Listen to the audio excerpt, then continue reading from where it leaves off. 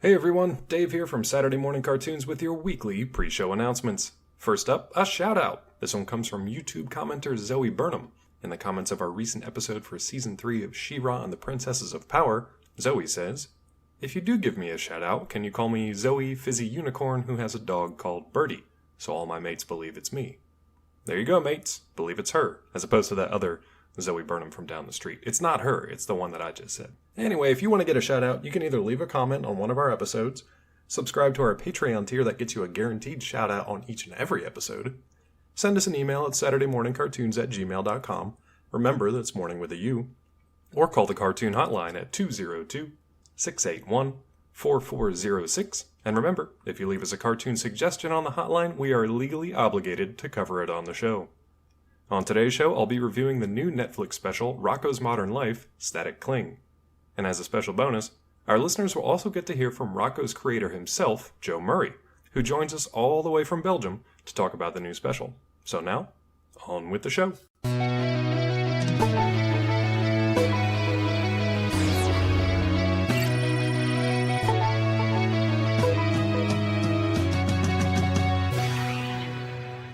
Hello and welcome to Saturday Morning Cartoons, the Collider weekly podcast for all things animation, including news, reviews, and interviews. I'll be your host, Dave Trumbore. My co-host, Sean Paul Ellis, couldn't be with me today because it's laundry day, and that's a very dangerous day. On today's episode, I'll be covering the latest news from the world of animation, followed by my review of the new Netflix special Rocko's Modern Life Static Cling, and after that, stick around for an extensive interview with Rocko's creator himself, Joe Murray. But first, the news! There's not a whole lot this week either, so feel free to skip on ahead if you're not interested in the latest animation headlines. First up, from Sony Pictures Animation and Rovio Animation comes their sequel, The Angry Birds Movie 2. That's opening in US theaters starting Friday, August 14th, but even more importantly than that is the animated short that will be playing before it. From creator and director Matthew A. Cherry comes Hair Love, an animated short film that set a Kickstarter record for short film financing to the tune of $280,000. The short centers on a father learning to contend with his daughter Zuri's wonderfully wild hair, and it absolutely must be seen in person to believe it. Luckily, fans who go to see Angry Birds 2 in theaters will get to do just that. Expect to hear more talk about Hair Love when it comes time for an awards discussion later this year. Secondly, this week we saw a new official trailer for MGM's animated family film, The Addams Family. It finds the first family of Halloween back on the big screen in their first animated feature film. Billed as, and I quote, funny, outlandish, and completely iconic, end quote, the Addams Family movie aims to redefine what it means to be a good neighbor when the title terrors move to New Jersey. But it remains to be seen if audiences will give this one a chance. Perhaps star power provided by voice actors like Oscar Isaac, Charlize Theron, Chloe Grace Moretz, Finn Wolfhard, Nick Kroll, and Snoop Dogg will give it a boost. But that's enough news, now on to my review of Rocko's Modern Life, Static Cling. Before I get into the review, it's my pleasure, as always, to hand the mic over to Bobby Anthem, who's going to tell you just what the Netflix special is all about. After being in space for around 20 years, Rocko and his friends attempt to conform to an even more modern life in O-Town, where coffee shops are on every corner, food trucks offer multi-layer tacos, touchscreen O-phones are being upgraded on a near-constant basis, an instant print kiosk has replaced Rocko's old job at Kind of a Lotto Comics, and radioactive energy drinks turn their consumers into mutants. Thank you, as always, Bobby. So, normally this is where I launch into the review to talk about the good, the bad, and the LOL, but I wanted to talk about something a bit more serious first. As you may have heard or read in the news this week, Rocko's Modern Life Static Cling features a storyline centered on a transgendered character. While I talked to Joe about this decision in my interview, I wanted to address the character of Rachel here first. It's a tricky subject and something I haven't had a lot of experience with prior to this review and interview, but it was a great opportunity to learn more about the transgendered community. For example, it's taboo to refer to a transgendered person by their previous name, known as a dead name, and this is a no-no in the trans community. But does that apply to cartoon characters with a long and complex history? Absolutely, especially when a story like the one in the Rocko special aims to include that character as representation for the trans community. Does it make it difficult then to explain who this character originally was in the 90s without getting into dead name territory? Yes. But is that impossible? Not at all. This was something I learned while talking to Murray and speaking with representatives from Netflix, who were all referring to guidelines set by GLAAD, and that organization's representative, Nick Adams. But I'll be honest, my knee-jerk reaction was to think that they were taking things a little too far in avoiding the dead name, especially since it was for a fictional cartoon character. There's a good chance a lot of you out there feel the same way, and I know for a fact that a lot of my colleagues did too. But all it took was a little time to research, a tiny bit of understanding, and the ability to connect the dots to my own experiences with trans people from my own life to say, oh, this isn't about labels or political correctness, it's about understanding the culture of a community that I'm not a part of and respecting the things that they know so much more about because they live it. So while I won't be mentioning the character of Rachel by anything other than that throughout this review, it's possible that some incorrect names or pronouns will appear in the interview itself. Things get a little complicated when trying to talk about the same character in the past and in the present and giving people out there a reference so they know who we're talking about. But I hope that if you happen to have any misgivings about including Rachel in this storyline, you'll take a breath, take some time, and do a little exploring of your own to see why this character is so important in our modern media. Now, about that review. Here's the good stuff. Joe Murray is back with the original voice cast, including Carlos Alazraqui, Tom Kenny, Mr. Lawrence, Charlie Adler, Linda Wallum, and Murray himself. They haven't missed a beat, and it feels like they're straight out of the 90s, and I mean that in the best possible way. Though they didn't work with the exact same animation teams for this special, Murray did track down folks who could work in the traditional art style of the original series. It's beautiful, big, and bold, and it looks like a polished-up version of the 90s series, just on a bigger screen. There's actually in-jokes in the special itself about the idea of taking, it's not Rocco, but taking fatheads into CGI territory and how horrific that would look. Imagine a CG Rocco for a moment and then just be glad that this is a traditional 2D animated, hand-drawn animated Rocco. There are also tons of Easter eggs scattered throughout the special. Fans of the original series will want to watch it multiple times to try to catch them all, even when the show itself is making fun of you for trying to do just that.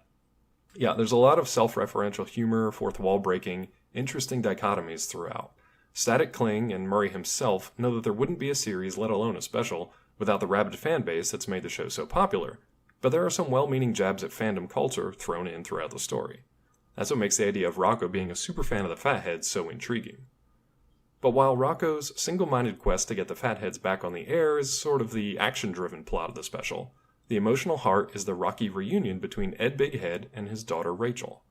Neither Sean nor myself expected it to take this turn while we were watching it, and it took us a little while to wrap our brains around it, but we ultimately felt that this decision was the best for the story overall. And now for the bad stuff. There really isn't anything bad about this special, so that's kind of nice to say. The only gripe here is that it's too short. At 45 minutes long, it just feels like a two-part episode of Rocco. And that's great. We were just left wanting to see more adventures now that Rocco and his pals are back on the Earth. And with that short runtime, there's just not a lot for Heifer, Filbert, Spunky, and the legion of supporting characters to do. They do get some screen time, so it's nice to be able to see them actually back in action. You see a few supporting characters that you know and love for a few seconds here or there. They just don't have that much to do, and it's not really enough. But that's really it for the bad stuff. So here's the LOL. We always like to end our reviews on an LOL, on an up note. It's clear that Murray and the writing team have not lost their step when it comes to the subversive humor for Rocco's modern life. If anything, moving Rocco and Co. into the modern era has given them more material to work with. Watching the trio react to all the gadgets and gizmos that have popped up and become ubiquitous in the last 20 years was too funny, but the speed at which they become enamored with it was also too real. There are so many subversive jokes in here, but perhaps my favorite is Murray's slightly socialist jab at megacorporations who fail catastrophically, only to be bailed out again by the little guy. This time around, however, a redistribution of wealth from one of those corporations makes all the little people much happier, for a little while at least. If you like little commentaries like that, there's a lot to love in Rocco's Modern Life Static Kling. But that subtitle, it's never explained. And if you have an answer for it, I'm all ears. Now, speaking of answers, it's time to hear from the creator himself. And as a quick technical note on the interview, it was done remotely over the phone, so there may be some audio issues every once in a while. We tried to smooth those out, so hopefully they'll be fine. With that out of the way, here's my chat with Rocco's Modern Life creator, Joe Murray. What is your mindset kind of waiting to see how the world reacts to Rocco's Modern Life Static Kling? What's that been like? It's a little strange because it's been so long since we finished it. So, yeah, it's a little nerve-wracking. I don't know. I mean, from the people who've seen it already, I've gotten some good feedback, and I'm hoping that we stayed true to what it was, and also introduced some new things to say. Since you mentioned it had been done for a while, what was the process kind of like in getting this project together, as far as when the idea first came up, how difficult it was to get the original cast back together, and then, seeing it finally get a release date? Yeah, I mean, it felt so long ago that they came to me. I was actually completing the pilot for a PBS show that I have on the air right now. So it was a while ago. They called me and they just floated the idea. Would I be interested in doing something as a special for Rocco?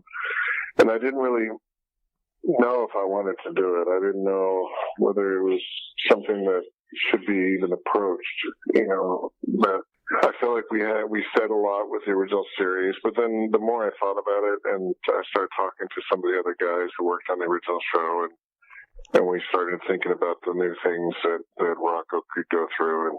And so I wrote a story that I really liked, and I told it to Nickelodeon, and they really liked it. So they decided to move forward with it. So it was hard to get a new crew together. We had a couple people who worked on the original show. I reached out to a lot of people who had worked on the original one, but they were on the bigger and better things, and so we had to kind of find people that were able to, our backgrounds were all hand painted. We had to find people who were willing to paint in that style, and that, find an animation studio that still did hand-drawn animation with pencil and paper, and then we just kind of immersed everybody into the Rocco culture. We screened episodes every morning with cereal, and tried to get everybody on board with what we were trying to do. So it was good, and we finished it, and it was originally supposed to have an air date, but then we thought, well, the Nickelodeon people thought maybe we could reach a wider audience, taking it somewhere else, and there was already talk about what we were going to do with Netflix possibly, and so and then they finally announced the air date, and here we are. Fantastic. First of all, you mentioned you kind of sort of set the tone with screenings of the original 90s Nicktoon with, bowls of cereal. This podcast is Saturday Morning Cartoons, so we are both steeped in that kind of nostalgic feel for, sitting around in your PJs and watching cartoons Saturday morning with a big bowl of cereal. But it's funny because it's also we also do a current kind of review and critical analysis of contemporary ones, and I feel like this particular special hits both of those things. It hits the nostalgia feels, but it also tells you, like, you need to roll with change, you need to live in the present. So that really kind of hit home with me and my co-host as well. So just wanted to mention that. Oh, great. As far as the traditional animation feel, so you mentioned, like, you took pains to make it feel like it just kind of was a direct continuation from the 90s series, and you even make, jabs at CGI Rocco, what that would look like. How was it getting the original cast back together, though? The original voice cast, yes. Yeah. Well, I had worked with a lot of them on my other shows. So I was still in touch. Tom Kenny is a close friend, and Carlos Alazraki and I go to baseball games together all the time. So, they were on board, and they knew about it in advance. And Charlie Ether, I always run into him because he's now this big-time voice director in a lot of studios, and so I always run into him. So he was great. And Doug Lawrence, I'm still close with. So, it wasn't hard to track him down. The only one that was hard to track down was Linda Wallem, who does the voice of Dr. Hutchinson. She kind of fell off the radar, and none of us knew where she was. And so we finally did track her down and saw her for the first time in 20 years at the voice record, but it felt like it was just yesterday that we were all together. So it was fun. It was the only thing that was kind of difficult was there was a heavy press presence at the record. So to try and get a little bit more intimate. We tried to get as much done as we could that first day, but then I said, let's go back in without press and without anybody and try and do it right, because I felt like everybody was kind of putting on a show. Yeah, you probably felt like fish behind an aquarium glass or something like that, with everybody staring at you. Yeah. I mean, we were so used to. I mean, when we did the Rocco records, I was in the room with them. You know, I didn't sit behind a glass thing and talk to them through a microphone. I was there with them, and we were just all one big group. I always wanted to record ensemble, so you know, we'd all be there together, and that's the way that it, you know, felt like it needed to be, you know, for us to do it again. And everybody just, you know, it was fun. That's great to hear, too, because, I mean, for our listeners out there who maybe wouldn't be aware of this, that voice cast was like a lot of the, you know, for Ellis, Rocky, and Kenny, this was kind of the first big stepping stone for what would go on to be a huge career. And you kind of brought everybody in on this, and animators that would go on to make, you know, other iconic series as well. So I think it needs to be mentioned how influential and how important Rocco was to sort of the last 20 years of animation. I think that needs to be mentioned. What are your opinions on that? Yeah, I mean, it was really a ripe time to be pulling people together who had the chops to do this kind of art. So, you know, Tom Kenny was a stand-up. Carlos Alzrocky was a stand-up, because I wanted people that could do a lot of improv work. And so I brought them in based on how funny they were and the voices that they could do. And the other people, like Steve Hillenberg on the crew, you know, I found him as an independent animator. I met him at a film festival where we both had independent films, and I really wanted I wanted something that was going to be away from the normal television that was being done. So I kind of steered away from anybody who really worked in television at the time. So that was the thing. It was kind of funny, you know, that as soon as the word got out that I was starting to cast a show, I got contacted by a lot of people who were already in the industry, and like Lucille Bliss called me and she said, "This is Lucille Bliss, a voice legend." And Don Adams called me and said, "This is the voice of Maxwell Smart." And you know, it's really strange. So I'm like, you know, I'm a huge fan of yours, but I really am looking for something different. So everybody that I tried to bring in were just fresh voices, you know, that had always wanted to do something. I mean, Steve Hillenberg didn't really know if he wanted to work in television either. And we just said, hey, you know, they want us to do some cool stuff on television. You know, let's give it a try, you know. And Doug Lawrence came in. He had never directed before. And then, you know, there's a famous story with Doug that when we were casting for Filbert, he stuck his audition tape into our box of tapes and didn't have a name on it. Right. And I found it and said, "This is Filbert," and it turned out to be Doug. So, and he went on to, you know, he was Plankton and SpongeBob, and he does a lot of stuff. So, yeah, I lucked out. I'm happy to say it all worked out. Yeah.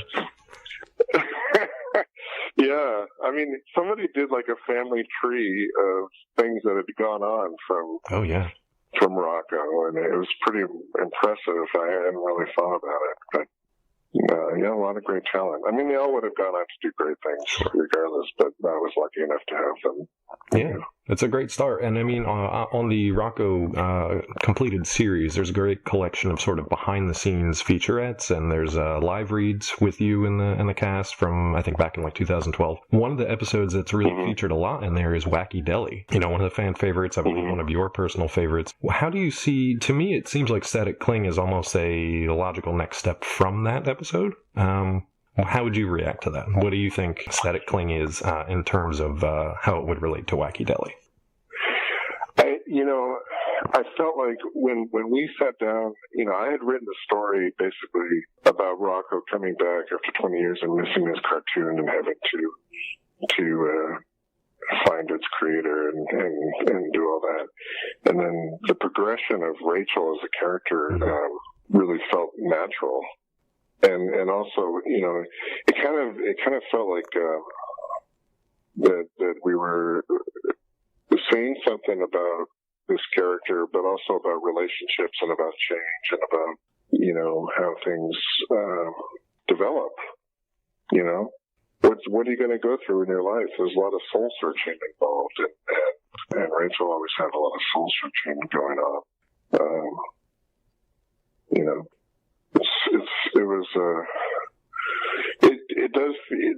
Those episodes, the Wacky Deli and I Have No Son, which both featured the Fatheads, were a lot of ways very autobiographical for me. There was a lot, and that's why I did the voices. And although I kind of got dragged into doing the voices, like everybody just said you have to do the voice.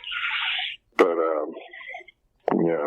I don't know. It all worked really well and just felt natural. I think that's the thing about it, is it felt like a real natural progression of the character, and it just all worked out. Yeah, my co-host and I, we were really fascinated about the behind the scenes discussions about that, kind of the progression of how that idea came about. But then, like you said, it was just kind of like a natural thing. So was that just a change that came to you? Was it something more personal, if you want to talk about that? And I also know there's a shout out in the credits to, I believe, Nick Adams of the organization GLAAD.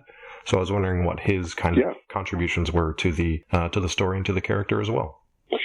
Yeah, basically, the representation of transgender in the modern day has developed and progressed so much that was something we could celebrate, and the progress of it, and that was a change in itself.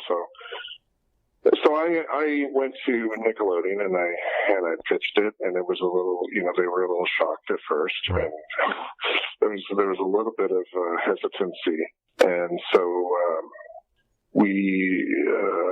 Chris Viscardi, who was the executive who was amazing on this project, went to Seema Sargami, who was the president of Nickelodeon at the time, and she thought it was great. She said, let's do it. And she said, but only if we have GLAAD involved to make sure we do it right. And I was totally on board with that. I thought that was a great idea. So it was Seema's idea, and Seema and Chris, to bring GLAAD in. So Nick Adams came in, and so every step of the way, from the writing through the storyboards, through the, he signed off on everything. And he made some suggestions here and there, and we worked with him on a few development things with the character. And it worked out really well. And Nick loves the final movie, so, which I'm really glad about.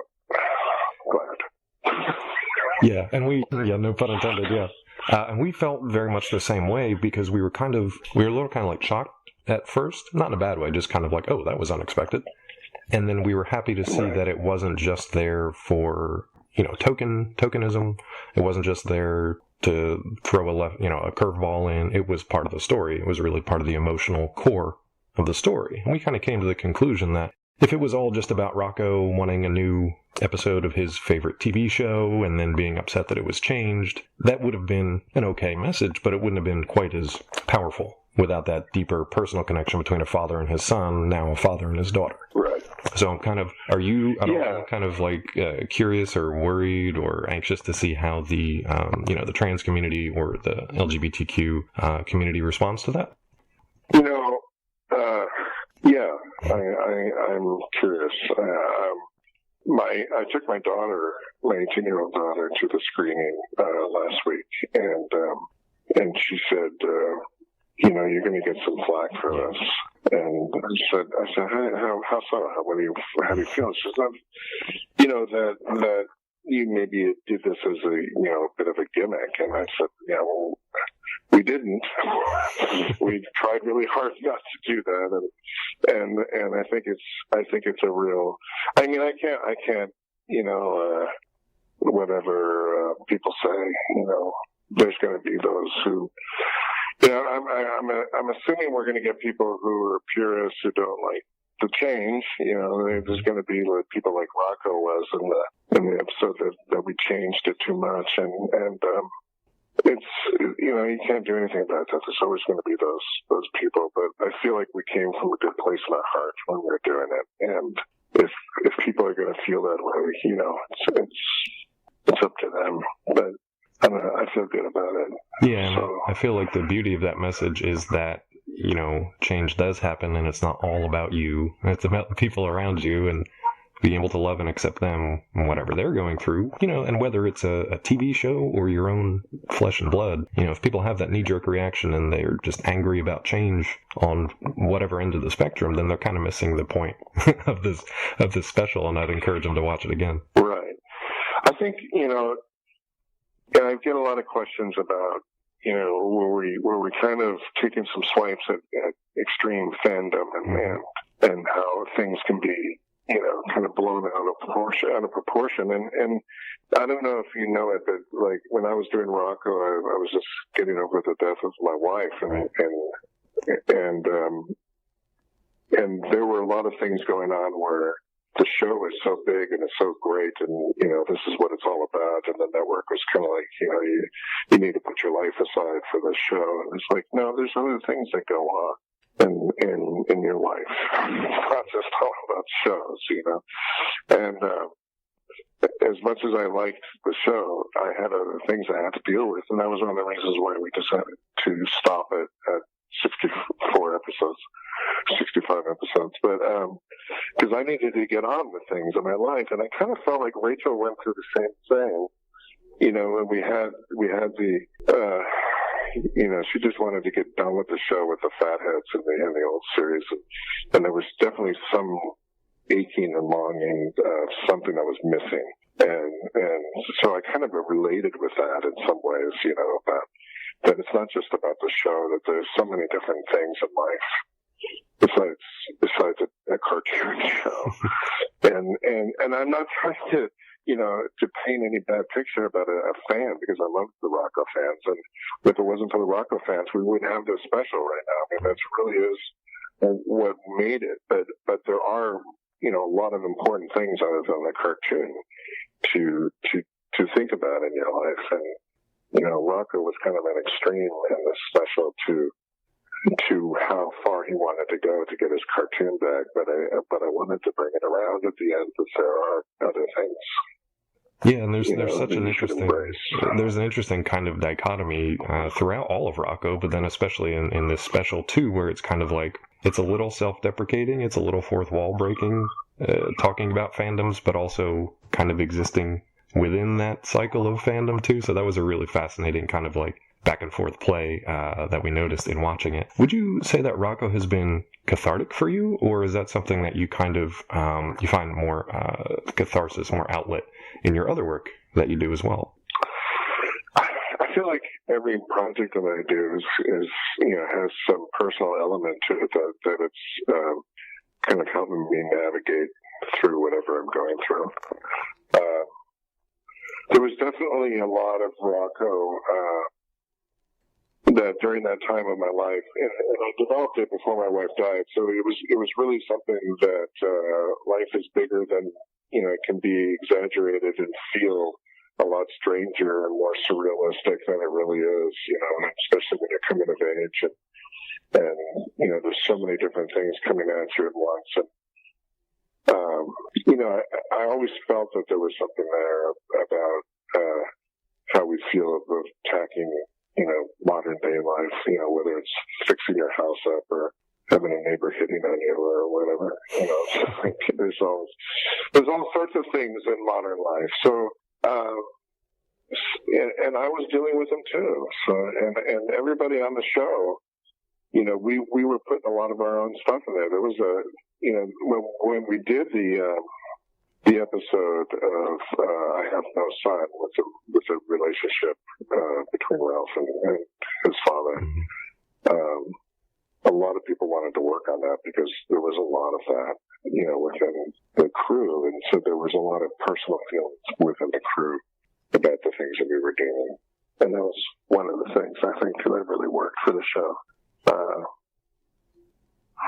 Yeah, it's all and the show even I'm doing now for PBS has been great. It's actually about travel, and these kids are traveling around the world, and here I am moving to Belgium. So I'm relating on it. It's funny because we were like, this is Joe's gonna Skype in from Belgium, and we have a writer who works in New Zealand, and we have an LA office, and we have a Toronto office. And so we all come together and do the same, get on the same page with what we're doing. So it's really a worldwide It's amazing thing. that you can do that today, though, that you couldn't do 20 years ago, really. That's true. Yeah. I mean, it's interesting too to see how far we've come in 20 years and how things have gotten scarier and things have progressed in good ways and bad ways. It's been a wild time. So I felt like it was pretty rich for us to do something about that. Before I run out of time with you today, since you mentioned your PBS show, did you want to talk about that for a minute? Since I don't know that I've caught up on that one. So what's the title of that? Is it an animated show, and what specifically is that about? It's called Let's Go Luna. It's been out since November 2018, and it's on PBS. And it's the first time I've done something for this audience, but it's been really great. It's the first storyboard-driven show that PBS has ever done, because that's the way I work. As opposed to a script, I work in storyboard, and it has a lot of curriculum. We have an anthropologist on staff who researches every city that we go to and the cultures, and these three kids travel with their parents around the world in a circus, and then Luna the moon comes down and hangs out with them wherever they are. So it's a geography, culture type of show that explores the world around us. And even though it was developed before all the Trumpism went down, I feel like it's really relevant now for kids to understand that there are other people around the world that are different and the same together. No, absolutely. I feel like we can always use that. Yeah. Yeah. So I feel everybody in the crew really feels like we're doing something substantial, and it's really got a great response, and it's funny. I try to make it so that, because I've watched some shows with my kids when they were younger that I wasn't crazy about. It was kind of painful. Yeah. So my goal with this was, let's have something that parents can watch with their kids, and it's still, it's a far cry from the stuff, the subject matters we did on Rocco. We're still within the PBS, brand, which I respect. So, but I have a 6-year-old and a 3-year-old. So, a 6-year-old is one of my top advisors on what to do with the show. It's a perfect test audience right there. Exactly. Yeah. Every time I get a rough cut to look through, I screen it with him, and he tells me what he thinks. So he needs a producer credit on there. Well. I'm hoping he has that. He does. No, it was funny because when we were writing episodes. So whenever I give him a bath, he says, "Tell me a Luna story." So I'll test out stories. Yeah, I'll test out stories that we're writing at the time on him, and I can tell when he checks out. I can tell when he's interested. I can tell, but it really is a serious sounding board for me. Yeah. So I go back to the writer's room and I go, you know what, Lewis was not. He's not big on this part, so we're going to change this. It works out really well. But yeah, he should get a producer credit. He absolutely should. Yeah, he's gonna be doing your job soon before you know it. Yeah. Well, he's a great artist too. He draws every second of the day. Very cool. I'm jealous. Bring it back to Rocco real quick before I run out of time with you today. Now, I know you've mentioned this kind of came up and you weren't exactly sure if you wanted to do the special, but do you think you've got a long career ahead of you? Do you think there are any other Rocco stories that are out there, or do you feel like Static Cling kind of is a fitting kind of send-off for the franchise? I think there are a lot of stories out there. Actually, when we did this, we had so much more material than we could pack into this, and we ended up cutting out some big scenes that great as an episode themselves. So, but remains to be seen whether I think that it's going to see like how much interest this generates. Whether anybody's interested in working with me to do more, I'd be open to talking about it. But it'd have to be the right circumstances, and But I definitely feel like there's more to say. I think the time is right still, and these characters like still feel so relevant to me. I don't know. They just work their way right into the 21st century so easily. I was kind of shocked by it, but there's still so much to say, and I think that's the ultimate test about whether you should do anything else. Is there more to say with it? And I feel there is. So, but we'll see. I don't know. Do you think there's any chance we might see some of those deleted storyboards if this makes its way to DVD or Blu-ray? Possible. It's possible. Anything's possible. That's a good. Yeah, we had this whole great scene with Chubby Chicken. Chunky Chicken, yeah. and then that all got cut out. It would have been great. Yeah. Well, I'm looking forward to seeing that someday. So hopefully that makes its way out into the world. Yeah. A big thanks once again to Joe Murray and the teams from Nickelodeon and Netflix, and a special shout out to both Sean and Bobby Anthem for being the Heifer and Filbert to my Rocco. I'll let you guys fight over who's who. Or you can just both be spunky. If you want to catch up with Bobby, you can do so by following along with his paranormal podcast, Inhuman Experience, with co-host Bobby Blades. Find them on Twitter at IEXP_podcast. Bobby also has a solo show called In Search of My Lost Soul. Both shows are available on their Mixlr channel. You can follow along with Sean on Twitter and Instagram at Sean Paul Ellis. He performs live improv comedy in the DC area with a group called Nox. That's Nox! You can find tickets and times at witdc.org. That's WITDC.org. As for me, you can find me at Collider.com or on Twitter at DrClawMD, and you can find my new book, The Science of Breaking Bad, on Amazon, MIT Press, or a book vendor of your choosing. And for more Morning Tunes, be sure to follow us on Twitter at Morning Tunes, and on Facebook and Instagram at Saturday Morning Cartoons. Remember, it's morning with you each and every time you see it. And check out the Collider Weekly Podcast for new episodes each and every week, along with some special interviews scattered throughout. Next time on Saturday Morning Cartoons, we'll be catching up with another Nicktoons pal. This alien invader is getting his own Netflix special as well, but is that a good thing for us puny Earthlings? Tune in to find out when we review Invader Zim Enter the Florpus and talk to creator Jonan Vasquez. Until then, this has been Saturday Morning Cartoons, and we will see you next time. Thanks for listening.